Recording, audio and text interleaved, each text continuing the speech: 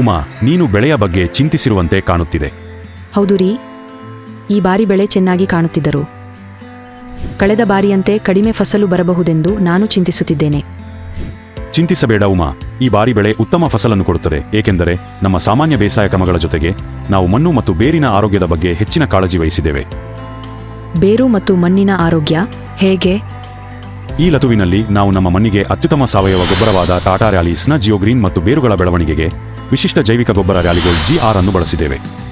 ಟಾಟಾ ರ್ಯಾಲೀಸ್ನ ಜಿಯೋಗ್ರೀನ್ ಭಾರತದ ಏಕೈಕ ಪೇಟೆಂಟ್ ಪಡೆದ ಸಾವಯವ ಗೊಬ್ಬರವಾಗಿದೆ. ಇದು ಸಾವಯವ ಇಂಗಾಲದ ಅತ್ಯುತ್ತಮ ಮೂಲವಾಗಿದೆ ಮತ್ತು ರ್ಯಾಲಿಗೋಲ್ಡ್ GR ಮೈಕೋರಿಜಾ ಮತ್ತು ಜೈವಿಕ ಉತ್ತೇಜಕಗಳ ವಿಶಿಷ್ಟ ಮಿಶ್ರಣವಾಗಿದೆ. ಈ ಎರಡು ಉತ್ಪನ್ನಗಳನ್ನು ಬಳಸುವುದರಿಂದ ಮಣ್ಣಿನ ಆರೋಗ್ಯವನ್ನು ಸುಧಾರಿಸಿ ಮತ್ತು ಸೂಕ್ಷ್ಮಜೀವಿಗಳ ಚಟುವಟಿಕೆಯನ್ನು ಹೆಚ್ಚಿಸುತ್ತದೆ. ಮಣ್ಣಿನ ರಚನೆ, ವಿನ್ಯಾಸ ಮತ್ತು ನೀರನ್ನು ಹಿಡಿದುಕೊಳ್ಳುವ ಸಾಮರ್ಥ್ಯವನ್ನು ಹೆಚ್ಚಿಸುತ್ತದೆ.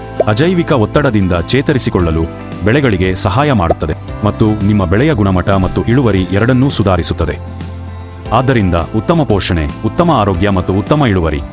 ವಾಹ್, ಇದು ಅದ್ಭುತವಾಗಿದೆ. ಕಳೆದ ವರ್ಷ ಗಣೇಶ ಅವರಿಗೆ ಉತ್ತಮ ಅಡಿಕೆ ಫಸಲು ಸಿಕ್ಕಿದ್ದು ಹೀಗೆಯೇ? ಹೌದು, ಜಿಯೋಗ್ರೀನ್ ಮತ್ತು ರ್ಯಾಲಿಗೋಲ್ಡ್ ಗಣೇಶ ಅವರ ಜಮೀನಿನಲ್ಲಿ ಸಮೃದ್ಧ ಸುಗ್ಗಿಯ ಹಿಂದಿನ ರಹಸ್ಯಗಳಾಗಿವೆ ಮತ್ತು ಈ ಬಾರಿ ಅವು ನಮ್ಮದಾಗಲಿವೆ. ಅವು ನಿಮ್ಮದೂ ಆಗಬಹುದು. ನಿಮ್ಮ ಅಡಿಕೆ ಬೆಳೆಯಲ್ಲಿ ಪ್ರತಿ ಗಿಡಕ್ಕೆ 2 kg ಜಿಯೋಗ್ರೀನ್ ಮತ್ತು 20 ಗ್ರಾಂ ರ್ಯಾಲಿಗೋಲ್ಡ್ GR ಅನ್ನು ಬಳಸಿ. ಮಣ್ಣು ಮತ್ತು ಬೇರುಗಳು ಆರೋಗ್ಯಕರವಾಗಿದ್ದಾಗ ಬೆಳೆ ಅತ್ಯುತ್ತಮವಾಗಿರುತ್ತದೆ.